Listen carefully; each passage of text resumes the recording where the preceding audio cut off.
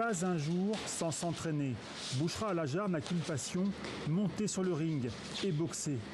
Elle en a même fait son métier. À la maison, j'ai une salle d'entraînement complète avec tapis et punching ball. Grâce à Dieu, ma famille et mes enfants me soutiennent.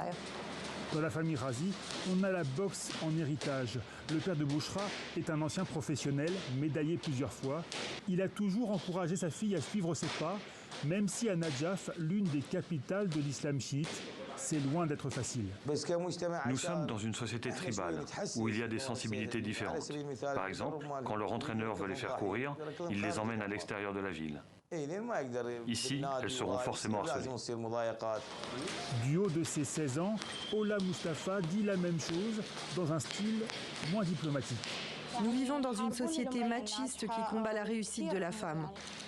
Jusqu'à la fin des années 80, pourtant, l'Irak s'illustrait par une longue tradition de sport féminin, volley, cyclisme, basket. C'était avant les années d'embargo, 2 décennies de guerre et de violence, avant les milices et le retour du fondamentalisme. Quand j'ai commencé à entraîner des femmes, beaucoup de gens avaient des réserves et des préjugés. Ils dénonçaient l'ouverture des salles de sport. Nadjaf est une ville conservatrice. Mais là, ça va mieux et il y a de nombreuses salles de sport et de piscines maintenant. Les gens commencent à accepter que les femmes fassent de la boxe.